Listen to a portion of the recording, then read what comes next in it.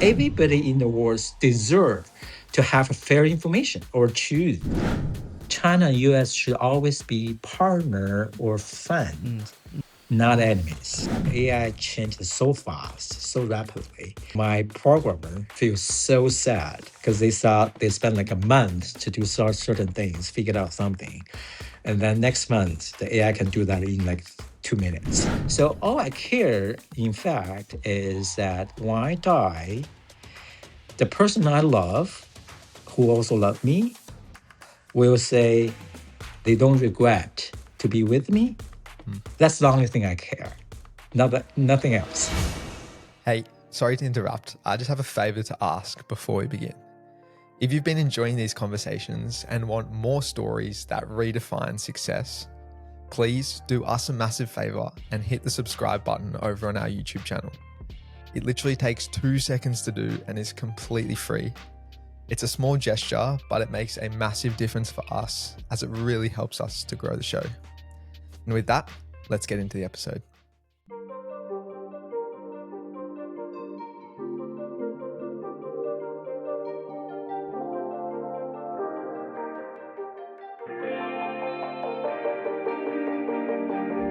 All right, welcome back to the Quest for Success podcast, and thanks for tuning in once again. Today on the show, I'm really looking forward to this episode because we are joined by Zhang, who is the co-founder and CEO of Newer World, and he's, from my reading, he's an AI expert and really keen to kind of dive into all of his learnings and see how we can apply it in our own lives. So I had the privilege again to meet Chi at the Harvard Business School, and I got to know him a little bit. But I feel like this is a great opportunity for me to explore a bit more and understand and share his story. Thank you, Chief, joining with us today. Thank you. Thank you for inviting me here. I really appreciate the opportunity here. So, Chi, before we begin, I was trying to do a bit of research on your world and you and understanding a bit more about, who you are. But there's not a lot of information out there. And so I'd love for you if you could give us, the one-liner of who you are and what you're currently working on. Well, I would say I'm an entrepreneur with a high-tech background, especially the AI background. And what I'm trying to do today for the New World is a startup company. That's why you don't really get a lot of information. Try to change the way people get information and resources, completely different from the currently how we actually get that. Yeah. Put it that way. So put more on that is like trying to personalize, centered by every individual to be able to get their best information and resources that fit them the best. So Okay. That's a good introduction, and we can go and understand a bit more as we speak. Great. But before we do, we need to ask a very fundamental question, and that is, what does success actually mean to you? Well, I would say with my skills and experiences that, and of course, hardworking to be able to change the world that in positive way, that I would like to see what it should be, and I can contribute that successfully. So I would say that would be the success for my definition. Yeah. So basically, you make the impact. Create a positive impact using all the skills and knowledge and hard work that you have. Correct. And Chief, for us to understand, a bit more about the man who we're talking to, I'd love to go back to your early upbringing. And if you could tell us a little bit about, where you grew up and also how you think your parents influenced the man you've become. Okay. So I grew up in Beijing, in China, but in Tsinghua University. If you know about Tsinghua University, it's like MIT in US, right? And like it's on campus. So Tsinghua University is like such a special community that you know all your classmates, the grew up environment is all your classmates, peers are sons or daughters of professors in Tsinghua University. Wow. So you're just grew up in such a unique community, which has pros and cons. I can Yeah. talk about that later, but yeah. So that's where I grew up. And so because of that, both my father and mom are very technical person. Uh-huh. And you know, my father was the professor in thermophysics. My mom was in nuclear engineering Wow. Wow. background. And so you know that since I was very little, you're highly influenced by that kind of mindset, I guess. Yeah. Yeah, yeah. So I read a lot of science, technology books, and so I actually can remember even before I actually go to elementary school, I already know about how space shuttle works, for example. Yeah. So that's the immersion. So it's very technical, and that's the mindset you actually grow up with. Mm. Yeah, And and did you always know you were going to become an engineer? Like, obviously, given your parents' technical background, was that always the trajectory for you? not really. So I always dreamed to be a physics, like a scientist, not engineering. And I love physics. I even was in physics, world, Olympic physics competition Wow. trainings on that. So I was really, really good at physics, throughout, middle school up until to go to college. And I want to study physics.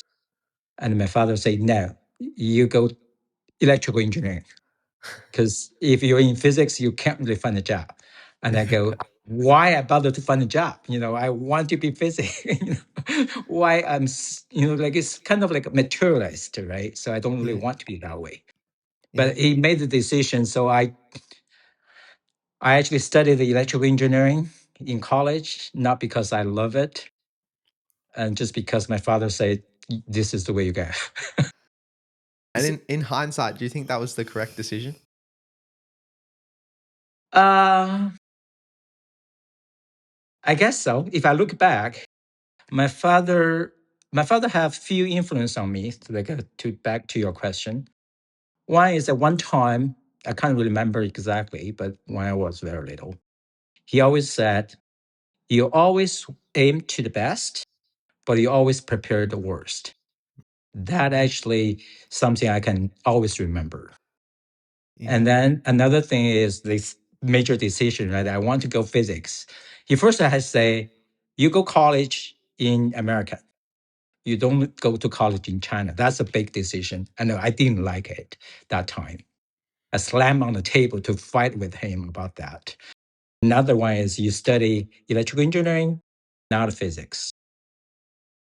So I didn't like those, but I don't have choice. But then after I joined the college around second year or so, I actually somehow figured out that I love engineering and businesses than science.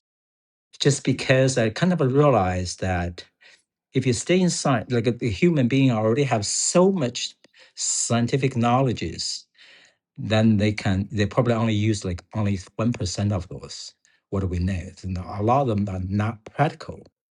And I kind of realized I want to make some impact in the real world, in the real life. And the engineer would do a lot better than science research, which you always talk about, like, I don't know, 50 years later.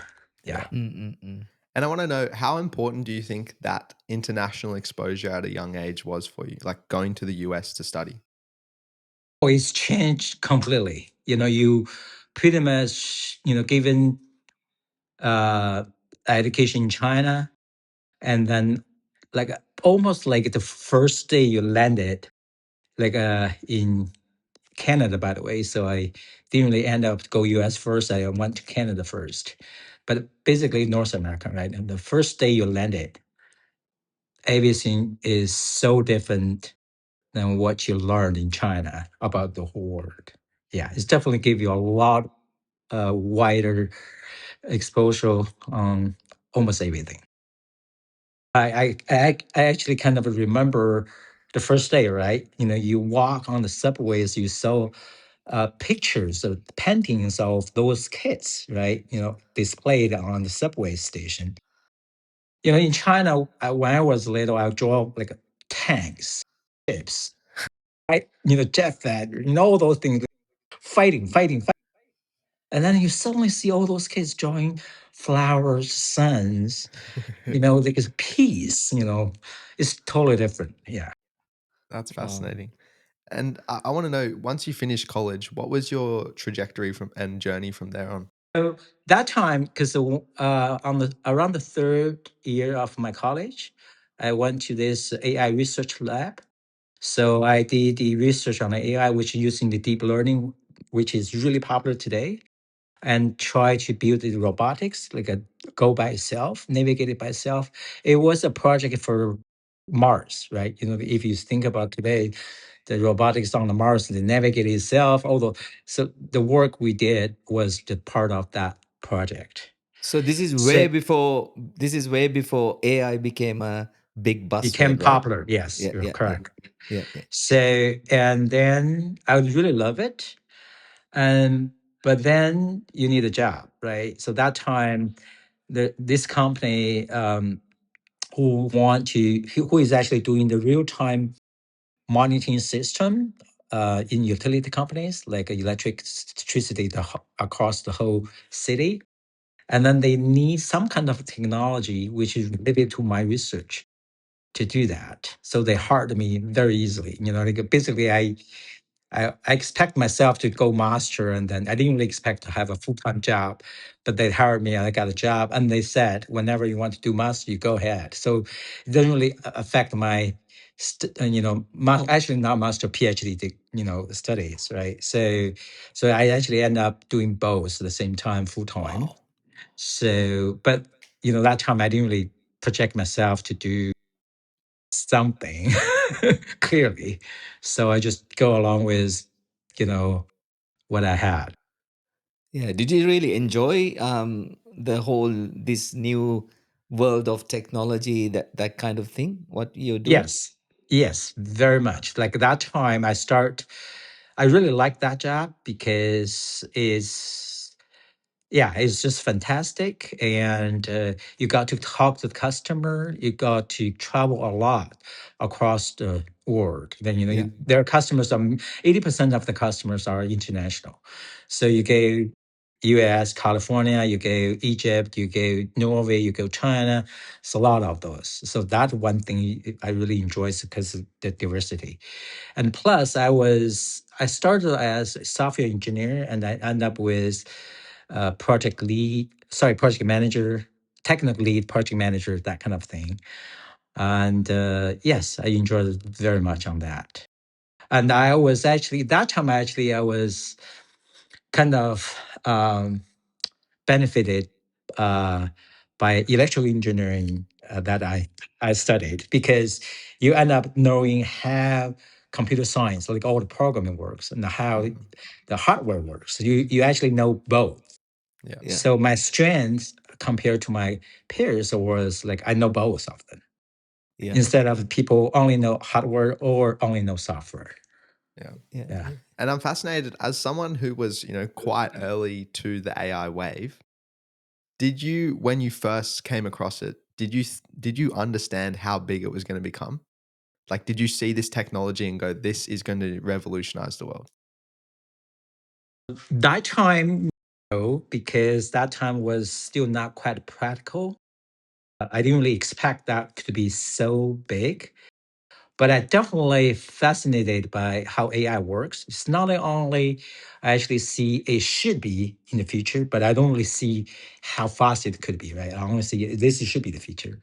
And also it's impact me not only on the technical side, but also how society, how people supposed to be, how the society or country should be run. Because the fundamental part of that is you sh- that's my belief, by the way, is you Yeah. should decentralize everything. So the whole like the what I actually learned from the AI is like you don't really have a centralized control saying who should do what. It's each individual, they should actually take care of their unit functions and then the interface or communicate with others. And then the whole network effect become just naturally what it should be. Mhm. Instead of you have a centralized brand, Yeah, which okay. is say you decide what to do. Yeah. So Mm. it's a big impact to me, not only on the technical side, but also like in general. Yeah, yeah, yeah. We like to talk more about this stuff because these are quite foreign to us. Like, I mean, we are still learning, probably way behind, to you, like considering your very advanced early days. So, Chi, what, after all your studies, what was next? Like, what did you actually work for someone? So that's why I said, some a company who doing the real time monitoring system or control is called control center for management of the large networked, uh, um, like utilities and then water supply. It's pretty much utility companies and also traffic. So, like if you talk about traffic monitoring, it's all those kind of related businesses, right? So I work on that. It's not really quite AI related, but Yeah, fundamentally it's a data, like a large data processing and the correlations, which is kind of related. yeah, yeah, Yeah. yeah. So the work itself in the next many years wasn't really quite AI related closely, but is big data Yeah, related. Yeah. yeah, yeah, yeah. And what was there anything in between that experience and you starting Newer World? Uh, Actually, the New World started in a very special background with a very special background, including Harvard Wow. um, Business School. Is all because of COVID, and also because what happened recently in the world, like the Trump administration, okay, all those kind of things, like China becomes so different than before. Also, that is the background for me to start with New World, which is also related to AI as well, but Yeah.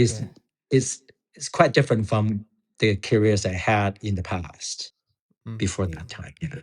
And I'd love you to take us through some of those, what was the vision when you started Newer World? What was the problem you were trying to solve that you saw in the world? Okay, so basically back in 2018 or 19, uh, so basically you see US and China become, you know, competitive instead of collaborate with each other, right? And then it become accelerated by the COVID. So it's pretty much like you know U.S. and China, and I would say hate each other. I would say, um, but the the startup I had before New World was in network security, and I was actually trying to leverage the U.S. technology and apply that in China. So it's pretty much a very standard business model in many companies, right? You pretty much leverage the high-end technology which China need, and the application which is the market that U.S. companies need, right? So it's pretty much. And then COVID happened, and China and U.S. become fighting each other, and I have to stop my business. I have to really, really just stop the business because the business I was in is network security, semiconductor, Uh-huh. big data analysis, and if you think about what China and US fighting was five of them, right? Yeah. Other than 5G, I touched all four of them. Yeah. So it's like you are going to be the bad guy on either side. So there's no way for me to continue the business. So I have to stop that. And then I have to think what I do next. And then I have been doing B2B business all years long, like start from the beginning all the way to that point. But if you continue that, you're in high tech, right? So you will be either US or China. You can't be both. You can't really do international, right? But this is again because my background in Tsinghua University. If you really think about the Tsinghua University, which is founded by US Wow. initially, and for me is like China and US should always be partner or friend, not enemies. And that's influenced by my father, my parents, also by the Tsinghua, right? So I think regardless, like China should appreciate US, not only the technology, but a lot of things. So that's my belief, but it didn't really happen. So so I didn't really want to go that route. So I don't want to be, you know, Bad at guy. US stance or China stance. I want to make them actually collaborate. But it didn't really happen. So then I think more deeply about this. So why China becomes so different, choose to actually against US so much. And if you actually look at the Weibo at that time in China, it's all the information floating around is so ridiculous. And and then if you actually look at that time, like when Trump administration, Democrat versus Republican, they fight each other so hard. And each side have the supporters. They hate each other so much as well. Yeah. The whole world is split. If you talk about India, if you talk about Europe, you see that kind of things happening a lot, right? So, like, remember in Harvard, we have a class about the populisms, right? Yep. Right? My theory that time, which I shared in Harvard as well, is because of social media. If you really look at the scenario happened, it's matched perfectly along with social media become popular.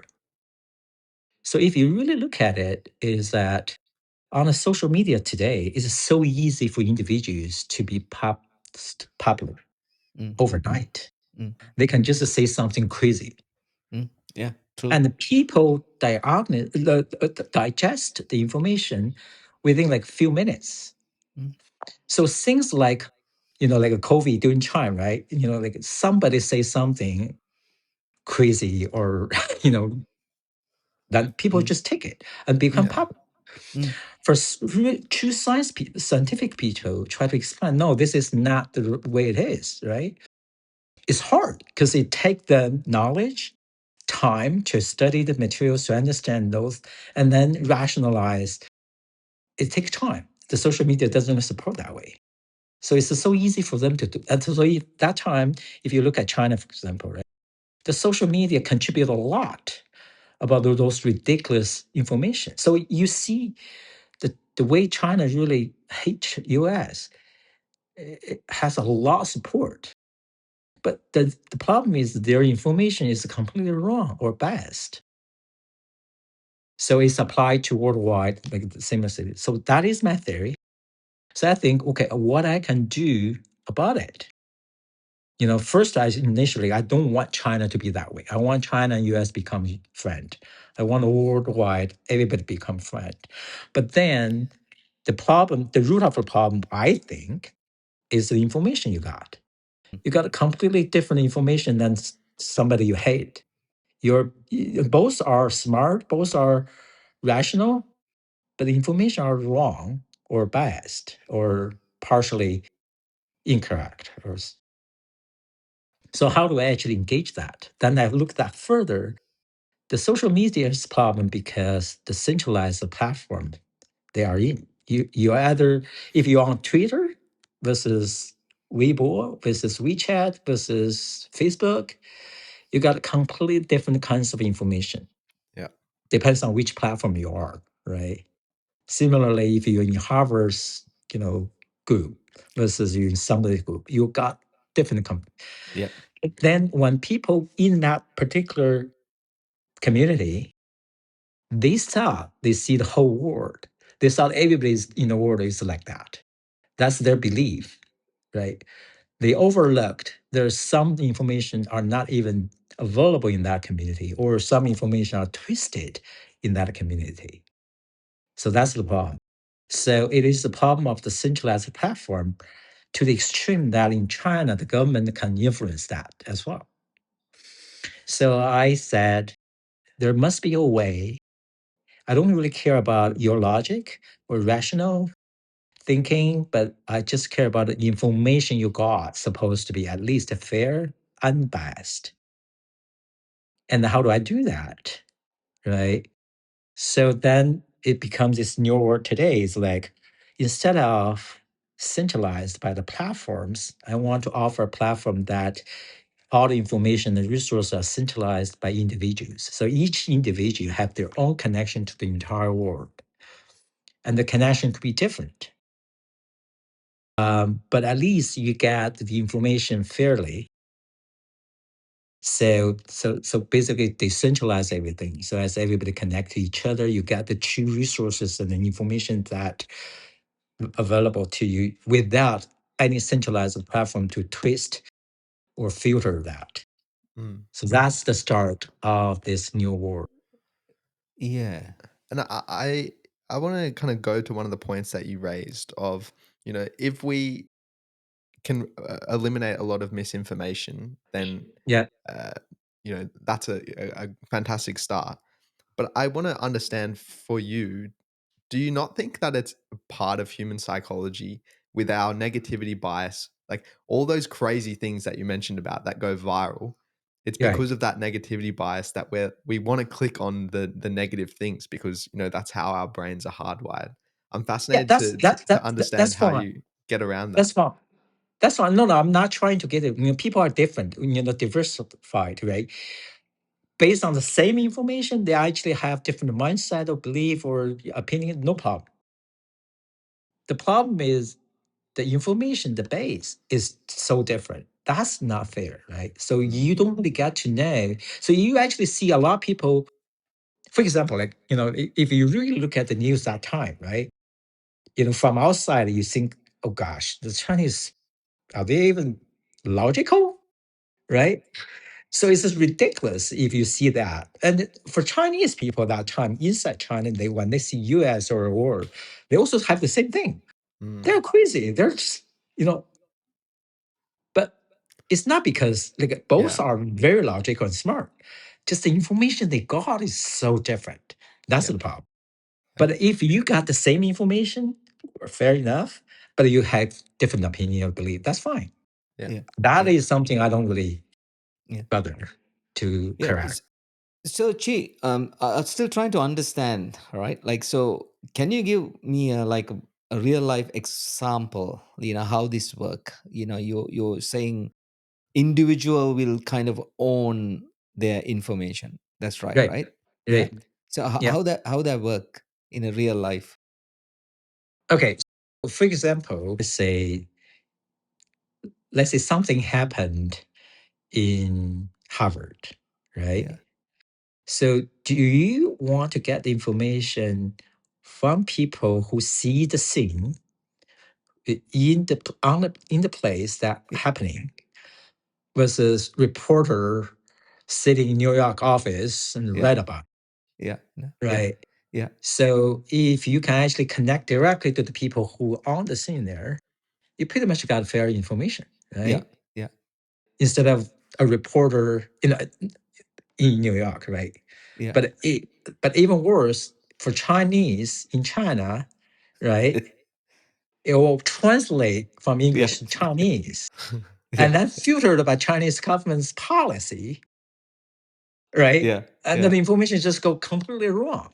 Yeah. Yeah. So that's why I want to. So it's very similar to business. Like you want to shortcut, you want to actually cut off the middlemen. Yeah. It's a very similar idea, right? You want to connect directly to the information source. Uh-huh. Yeah. Yeah. Yeah. So, like for example, I just gave you example what happened in the during that time, right?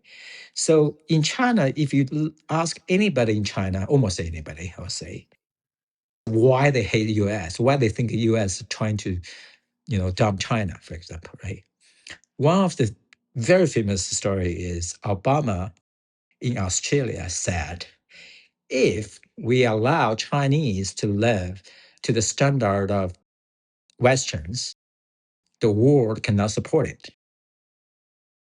Well, if you really think about this information, which is really popular in China, would you hate the US? Yeah, yeah, Would you actually believe US really try to do everything they can to actually make sure yeah, Chinese suffered, right?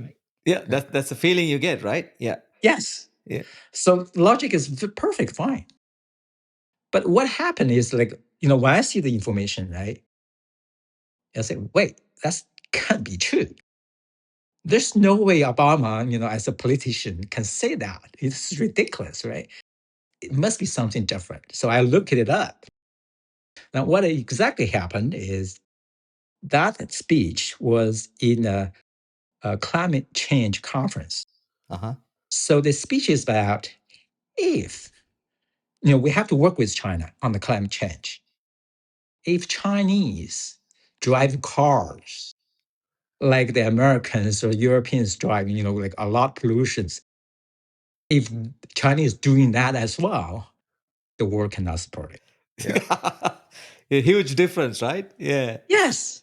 yeah, And it's actually trying to work with China yeah, yeah. on the climate change. Total So it's different nothing intentions. against China. Yeah, yeah, It's yeah, just that little twist yeah. I mean, changed the whole thing. this is a powerful thing that you're doing, right? Like, because you're kind of empowering everyone, like, to provide the real Truth. stories, Yeah. truth, Yes. right? Right. Because Right. as we all know, media changed that truth, right? Like, Yes. and unbelievable. Like, I mean, it's a great purpose that you have with this. That exactly my purpose to start with. I don't like Chinese being seen so ridiculous worldwide, right? I want China to become a friend of US. I don't really see they shoot against each other. They're Yeah. against each other because the politicians purposely want that way by twisting the information in a way that led their people to hate each other. I Yeah, don't yeah. want that happen. So let's start with that. But then furthermore, I think the whole world should be World, doing that. absolutely. Everybody in the world deserve to have fair information or choose Mm, mm, at least the information. They can have different opinions based on the same information, no problem. mm, Mm. mm, mm. Yeah. Powerful. And Chi, you mentioned that the politicians are the ones at the end of the day trying to buy Right. people against each other. Right. With your platform, how do Right. you go about ensuring that it doesn't become censored or shut down in one or Yeah, multiple because of countries? decentralization. Because it's decentralization. You connect people directly, P2P kind of connection, which is similar to Bitcoin, similar to the blockchain, that kind of a mechanism. Actually, is very similar to neural network, which is how AI work today. Yeah, yeah, yeah. Because my background is AI, it's very similar to that way. So you connect directly to the to the individuals Yeah, instead of having the agent in the middle. yeah, yeah. So how this work, Chi? Like, like, so can you explain to us how this work? Okay, so it's very interesting. I'm actually attending a class about the digital media, about all the social impact. It's so similar to what I have been doing. So basically, if you really think about it, let's say, let's take an example, say, about, so let's say you need help about uh, AI, for example, Yeah, right? Who yeah, you talk to? So you talk to the connection you have the strongest, that you believe this person is AI, but also your friend, for example, Harvard classmates, right? You start with that. And you definitely won't really talk about to somebody is not even in AI, right? So this, I call it connections. You have your own connections, right? yeah, And then let's say you connect to two people who are both are experts in AI, right? yeah. But then there's one person you actually believe more than the other one. So you have a stronger connection to one person over the other, for example. Yeah, Okay, so the connection have the stronger connection you have with that person, you listen more. That's where you actually get from, right? Yeah. Yeah. Yeah. So if you expand that further to all kinds of things, you basically in your brain have connections to the entire world in the way you, as your individual person or unique person in the world, right? You were born, you got a connection with your mom and dad only, zero connection to the rest of the world. Along with you grow up, you make connections to many different things. And then you start liking something, don't like something. So your connection to all different things, you can name it, food, places, people, that's your own connection to the entire world, All right? right. And each individual will have that. Yeah. And then, so if you can build, look at the problem of the real world is it has in your mind, you probably have like, I don't know, 2,000 people connected on the LinkedIn. But the time you process who will be the best person to help me, or who is the person give me the information correctly, you can't really process that. Mm-mm. You can only think about something or not even think about something, even you have the connection. Your brain just limited. And also, there's also a connection to somebody you have no physical contact. You don't even know that person. But the thing is, that person potentially is your best resources on something you need. Yeah. The moment you know each other, you will realize, oh gosh, I should know him like a lot earlier, Yeah. or seems like we know each other a lot, earlier. You got that feeling, right? Yeah. Yeah. So Yeah. Yeah. basically, you like two people, even they don't know each other, they fundamentally have a stronger connection Yeah. because they share a lot of values, a lot of interests, or a lot of preferences, right? Yeah. Yeah. But in the real world, you don't have that connection at all. Even he is your best resources. Yeah. So if you think that way, if I can digitalize that, Yeah. map that in the digital world, you not only break through this physical barriers you have or language barriers you have, Yeah. but also you can help the person to get this processed instantly. So you get your best resource right away.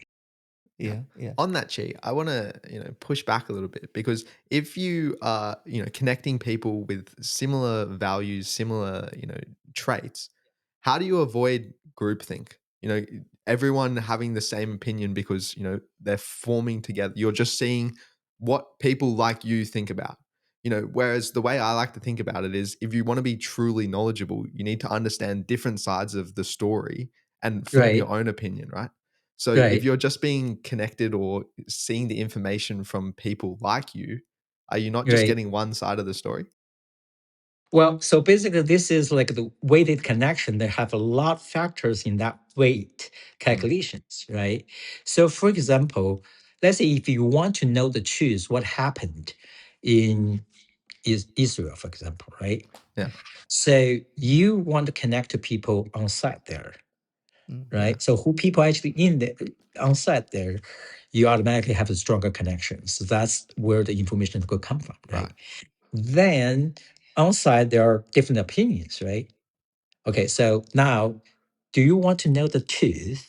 If you want to know the truth, you automatically weight it in a way that will actually give you the balance of those resources, right? You want Right. to look one side or the other, you automatically have that. That will weight in the connection there instead Mm. of just purely one directional to one way or the other, right? Mm, But if you are the person, like say, I don't want to listen to the other side. I just want to, listen to one side, which I want to listen, I want to believe. Then you don't really want to know the truth. Yeah. Yeah. Yeah. You are that person. Yeah, you can still do that, but that's your choice. So what I'm trying to do is I give you the choice or the freedom without being manipulated by somebody else. But Yeah. if you choose to be yeah, that person, I can't really control it, right? yeah. I Yeah. get it. It's, Yeah. it's giving choice back to Yeah. the people. So, Right? Yes. do you say this is more of a meaningful LinkedIn? LinkedIn, LinkedIn, right? We have connections, as you Right. said. right, they're there, right? We right, hardly ever talk, very rarely send a message, and we, right, like, so this is more of a meaningful connections, that if you want some truth right, information, you right, get directly from the source, right? right. Correct. So so are you sort of trying to build a network similar to LinkedIn, or more technology to connect? It's more than LinkedIn, because LinkedIn, the problem of the LinkedIn, first of all, you always say something really good about yourself to promote yourself, right? Yeah. So like this platform I'm trying to build have to solve many, many things. For example, not only the best part, right? So for example, you make the connection, right? You have to make sure it's the truth connection, right? So meaning you don't really expose your opinions to, for example, I like you, right? So I will not. There's something I don't like you. I won't really tell you, right? But I can, in my mind, I have that, Yeah. right? So in this new world, right, you will have the opportunity to train the net connection in that way yourself, because you train yourself is private, right? Yeah. So you can keep that. So which LinkedIn won't really do that, Mm. right? So you will keep that. For example, I like you as a Harvard classmate in technology or in business or in sales.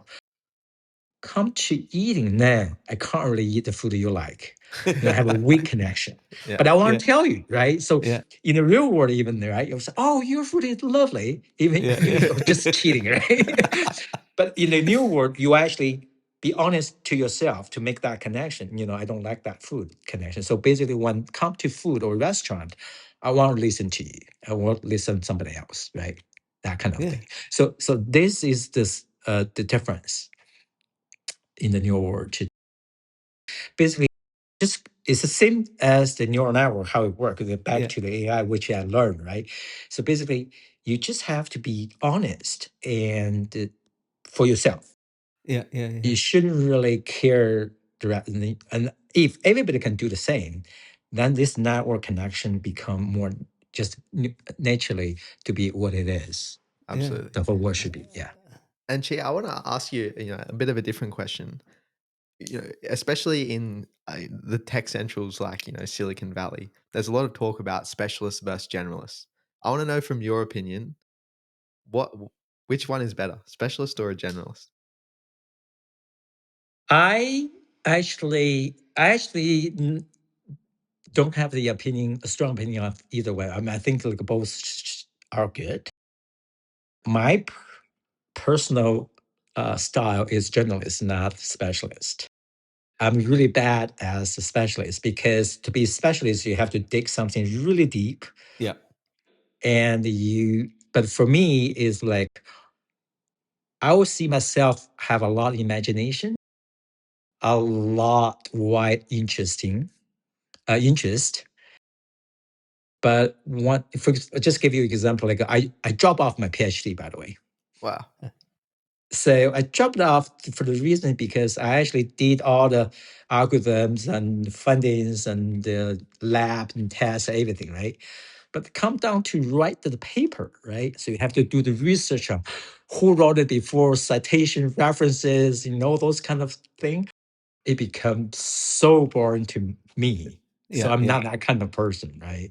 yeah, yeah, yeah, So I like the first part, but to become the specialist, you really have to be dig down deep, study hard. I'm not that. yeah, So I'm more like a genius. You know, but I respect that part because you do yeah, need people to be that way.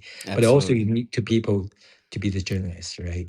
Mm. In the AI world, we need more specialists than the journalist as well. Mhm, mhm. So I don't really have the big stand on that, but Fascinating. And I want to know, with New World, you're really trying to revolutionize quite a bureaucratic industry in, news and marketing. What are the challenges that you faced, pushing back against this behemoth industry?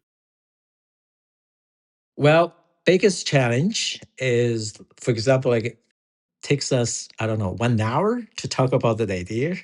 for people to understand what it is. Yeah. Sure. But in the real time, you need only 5 minutes. You can only have 5 minutes to talk about it. Otherwise, people just got lost, Yeah. right? Yeah. That's really a big challenge, right? Yeah. So Yeah. to Yeah. Yeah. people really understand what it is about, Yeah. right? And then also, especially for AI, like the AI always claim today, from beginning, I have to tell you, when AI, have a breakthrough back, 2 years ago, I think, like OpenAI 3 Yeah. 3.0, I think that time. On the Wall Street Journal, the first application they talked about is personalized travel. That's the first example they gave. So is the buzzword. What I'm doing is like everybody talking about it. AI can do that. That Yeah. if you look at today, what the AI can do, personalization Yeah. is the big thing. Yeah. Yeah. So, but they do totally different ways. Mm. But it's the same word, and people will get confused. So people cannot distinguish between what I'm doing versus TripAdvisor or Google, Mm. right? So I gave you an example. I had a presentation in Harvard Business School Yep. about this idea. What's the tough question I got? What is different between this versus Yelp or TripAdvisor? That's exactly the challenge, right? Yeah. But if you really think about that, the AI cannot do the personalization the way I'm actually offering. The AI doesn't really have the social information of that or social connection that. Yeah. The AI actually learned whatever the centralized platform had and just organize that way for you. Yeah. It's just like it's the same as the centralized platform. Yeah. It Yeah. just like massively, consolidate all the centralized platform and dump that information to you. So they Yeah. can't really do that if Yeah. you really think about it. Yeah. So, But so, that's the challenge. yeah. So, where are you at with Near World? Like, have you developed the technology? What stage you're at right now? Currently, we actually finished the backend data, the baseline data, and we had the architect, everything in place. We have this prototype app available for our internal use. And what we're trying to do right now is try to be able to scale this one a lot easier in using the AI technology, by the way. And also the challenge for us is the data, again, is the geopolitical issues, right? So right now, let's say if you're in US, all the data you have can't really share it in China, and all the data you have in China cannot really. So we have to actually try. Even when I try to avoid that kind of conflict, we're still facing that challenge. So currently, we try to resolve that problem. But basically, we're launching the application. Launching the app very soon. But first of all, we have to resolve this political issues or data sharing thing. Yeah. Mhm. And Chi, as someone who's very much on the edge of AI and technology advancements, I'd love to get your insight on what you think are the most exciting breakthroughs coming from AI, and also applications for our listeners. So, uh, okay, the breakthrough or the excitement of this, like AI changed so fast, so rapidly. I have to share with you my programmer, like, got really, really lost, or they even just feel so sad because they thought, like, for example, they spent like a month to do certain things, figured out something. And then next month, the AI can do that in like 2 minutes. So they really, really got lost. So they really just feel like they're useless, right? So, Mm. so that's the thing you can see. Like AI is become powerful and a lot easier and changed really fast. That's why we are actually also holding off our app release time, just try to make sure we're not, beaten by the AI. Uh, that's one thing. The application part, I would say anything like in the business that you earn the profit by knowledge gap, Mhm. like middle agent, right? The knowledge gap, any consulting, all those kinds of business. also based on the previous experiences and knowledge, such as doctors, Mm. right? So it's purely on past experiences and the knowledge that you have. Then the AI will actually the best application for that. Even doctors today, Stanford doctor today, they use AI to help them. There's no way you can beat knowledge and experiences AI has. Because But again, do you one of the challenge with AI, right? So when you like a doctor seeking some information, how do you know this information are a real truth, right? So do you yes, see there's a possibility that new world can collaborate with these apps to become a true source of information? yes, that's a very good question. That's also the challenge we try to solve as well. So that's exactly why I said in the AI world, we need a lot more specialists Mm, than the generalist, right? So the AI is like knows a lot, right?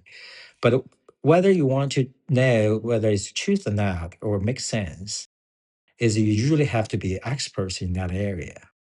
So it's contradictory, right? When you ask your AI to help you, you don't know, you're not expert on that, right? But to figure out whether your AI gave you the wrong information or not, you have to be the expert on that. Mm. So that is actually really, really a challenge for students, like without experiences, like the middle school students, right? They can mislead by the AI a lot just because of that. But for me, is like even you don't have the experts knowledge in that area, just because of your experiences and the accumulation of the knowledge is enough to actually kind of think this makes sense or not, right? So you can somehow get that, but it's hard, yeah, right? So that is a challenge, right? So in terms of the neural world, like we try to solve this problem, start with travel for reasons, but so yeah, basically let's say put it in the travel, right? If you actually ask AI to give you the travel planning and the itinerary, they somehow made a lot of mistakes. Yeah. Okay.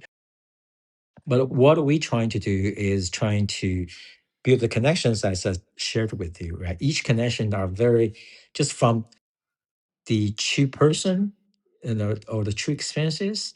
So it's not based on the internet information that AI learned or like a sum of those. We just really just connect to the peers, right? So that is one thing. But we leverage the AI in the way that how AI works, like the neural network kind of things. All the mechanisms that making the AI work today, we share that part in our network, in our training. So it's like more like on the technical side, we share a lot, but not on the application. Yeah. And Chi, I'm fascinated to understand, it seems like you've got a deep technical background, but also a business background. I want to understand how important you think it is, having both of those and merging them together. I think it's very, very important and even critical. So one of the other business opportunity I see, and it's not my full time, but I actually see another big business opportunities is today. Almost every business people really think they should actually do AI. But for them to actually really take advantage of AI is really hard. So in Harvard Business School, like the moment we actually attended the unit, right, yeah, you can tell like push AI. If you don't do it today, you're going to be loser. Yada yada yada, right? But for the business people to figure out how do I actually use AI is very challenging because they don't have the technical background. So when I actually share with you how AI is so powerful, it's only because you understand how it works and they solve all the problems that you need. It's becoming your tool, like a calculator, right? Yeah. But you has to be a technical people to fully leverage the advantage they have, or at least, yeah, Yeah. like just know how it works. Yeah. So that's the gap. And So that's why it's important you not only know the business, but also you know the technical side. Otherwise, you still have this gap. And Yeah, that yeah. gap is the value creation that a business opportunity I'm actually looking at. Awesome. Yeah. Fascinating. Yeah. So, Chi, who are the early users or early adapters of your platform that you see? Whoever want to do the auto personalized travel experiences, and who is like DIY travel people, right? So, and especially all those influencers, Yep. big influencers, they want something unique. They want Yeah. something truly exciting and personalized and different from TripAdvisor or Google has. Yeah. Yeah. Oh, okay.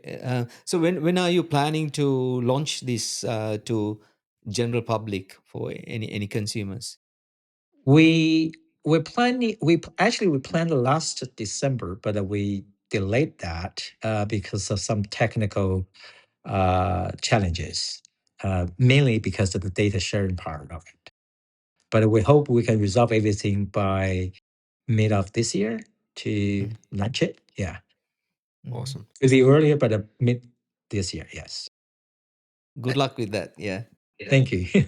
And Chi, I want to know, moving forward, how would you like people to remember you? Like in let's say 20 years time, if someone says, "Oh, Chi Zhang," what would you like them to say about you? Well, tell you the truth, I, I'm actually that kind of person. I don't really care.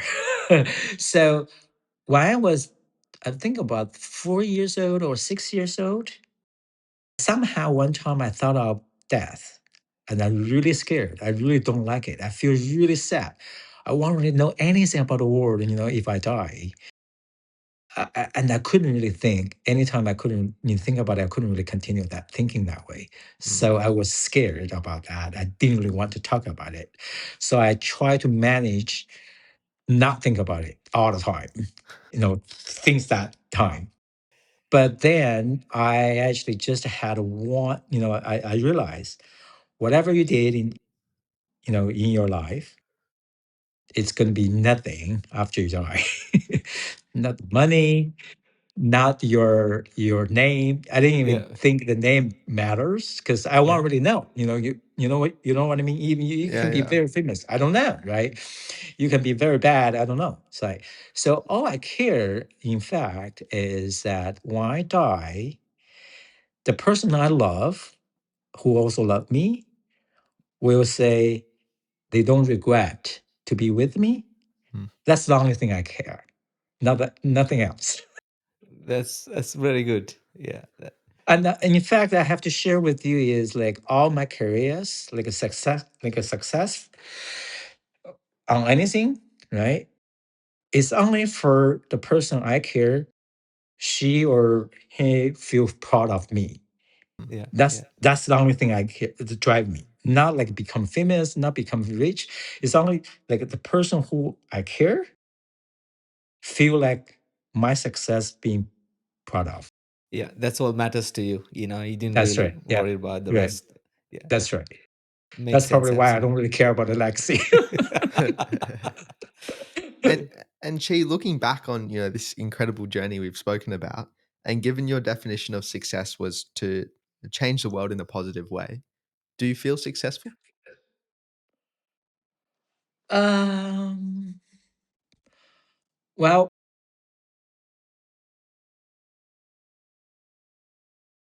I guess yes, because I did a lot significant things that I feel proud of, which I did change a lot to the world. Like changing the world is not only in terms of your achievement. For example, I just gave you example. For example, like the real time control system I led to build. Right, it was like that time was the uh, Guinness record as the largest computer-driven control system in the world. Wow. And it offered smart traffic controls, everything. So the algorithm I actually did is actually one of the core algorithms they use in navigations today, stuff like that. Yeah, so I did some kind of positive thing. And also I actually influenced a lot people around me to think differently and think positively. So those are the things I feel like, yeah, I consider that a success. Yes. Yeah, yeah. I mean, what you're doing right now is very, very powerful, right? Because the world is so divided because of the Yes, false information, that's right? right. Yeah. And if you can bring them into some kind of a unity, that's Yes. game changer. That's the Yes. positive creation that you can do, right? That's your Right. purpose, right? Yeah, That's my purpose. Yeah. yeah, Because also, like, I actually have the view is the whole world should be friendly each other, and they are not friendly and they're enemies sometimes because of the information, or either because the information are completely off, or because miscommunication and misunderstanding. What I'm trying to help is, yes, you can have different opinions, a different stand, but at least the fundamental, you should be the same, yeah, right? yeah. So, Absolutely. Totally, yeah. Well, Chi, yeah, this has been a fascinating conversation. I've thank learned you. so much, and I'm very grateful we got to sit down with you. But throughout this conversation, I've been trying to jot down what I think are some of the core traits which you embody. And I think the first one is like you're very much a deep learner. And whether that's from a young age, reading all of those technical books, trying to understand the world around you and that innate curiosity to, going and doing courses like Harvard OPM and just always constantly learning and trying to stay on the cutting edge, taking as much knowledge as you can and, getting closer to being that amazing generalist that you've become. The next one is you're a strategic thinker. And I feel like you see issues in the world in, a different light to most people. You see those issues and you see them actually as opportunities. And I think that's, a fundamental trait of a lot of entrepreneurs is seeing those issues as opportunities. And the last one, which maybe is complementary to that, is you're very creative. And I think you imagine the world in a completely different way to most people. And it's almost like that moonshot thinker. You're thinking about an entirely different world, and I think that's such a powerful thing to have, especially for a quite technical entrepreneur to see a very envisage a very different world and then actually go and execute on it. Uh, Chi, this is a fascinating conversation. Chi, thank you so much for your time. Thank, I mean, I didn't really know much about you, but we didn't have the opportunity to, talk to each other much and understand. Then I feel like now, like I know your story, and it's fascinating because you what you're doing is a game changer, and we wish you all the best, and we can't wait to see this is coming to live and we get to use definitely. it. Yeah. Thank So you, thank you. But I have to thank you for all the comments, and but for each items you listed, there's negative as well for that. For Always. example, like how you actually land it and how the business works, how you be successful for the app to be successful, right? So all those things has happened. yeah. Like creative. Yes, I like to be creative, but at the same time, you have to really, you know, drill down deeply to make sure it happened. Those are my Absolutely. weaknesses as well. I just want to, thank you for the time as well. I do love to talk to you more offline because Absolutely. Yeah, now we sure. got to know each other better. Absolutely, absolutely. Keep in touch. Yeah. Thank you so Sure. much again for your time. Okay. And for our listeners, if you've gotten something out of today's episode, it would mean the world if you could like and subscribe. It helps us get this message to more and more ears. And you can see all of our episodes over on our website, thequestforsuccesspodcast.com. And with that, we'll catch you guys in the next episode. Thanks for listening.